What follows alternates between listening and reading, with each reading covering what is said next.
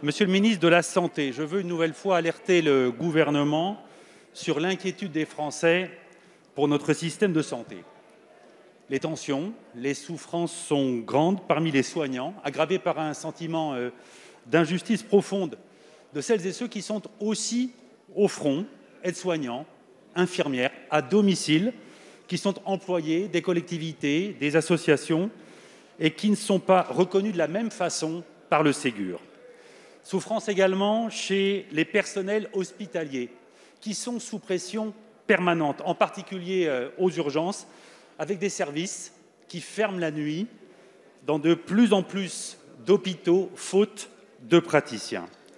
Et nous le savons, la situation critique dans nos hôpitaux est aussi une conséquence directe de la désertification médicale, avec des patients qui se tournent vers l'hôpital parce qu'ils n'ont plus d'autres solutions. Et je peux vous dire que le nouveau forfait à 19 € aux urgences est vécu comme une double peine pour ceux qui n'ont ni mutuelle ni médecin traitant. Alors tout doit être fait pour stopper cette désertification qui ne fait que s'aggraver année après année et qui est une inégalité majeure entre les citoyens.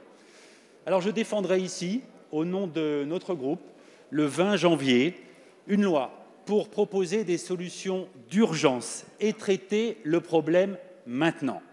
Pas demain, maintenant, parce que c'est maintenant que le problème se pose. Monsieur le ministre, le gouvernement est-il prêt à soutenir des mesures fortes de régulation de la présence médicale pour garantir à tous l'accès à un médecin généraliste et spécialiste en proximité? Je vous remercie. Merci, Monsieur Garot. La parole est à Monsieur Olivier Véran, ministre des Solidarités et de la Santé.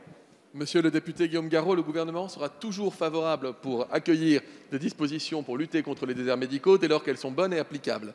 En revanche, il s'opposera systématiquement aux mesures lorsqu'elles ne seront pas applicables ou non adaptées. Si vous faites allusion à la coercition ou à la régulation à l'installation, j'ai eu l'occasion de répondre, je crois, à 15 propositions de loi depuis le début de ce mandat, et d'abord comme parlementaire rapporteur et ensuite comme ministre, avec toujours cette question qui revient de savoir pourquoi est-ce qu'on ne contraint pas les gens à s'installer. On ne contraint pas les gens à s'installer parce qu'on n'en a pas. Pas de contraintes des gens. Vous n'avez pas assez de médecins, c'est manifeste et c'est national. Il n'y a pas une zone surdotée et des zones sous-dotées, il y a des zones sous-dotées et des zones très sous-dotées. La réaction la plus pragmatique, c'est 2018, c'est la suppression du numerus clausus. Et vous en êtes d'accord, Monsieur Garot?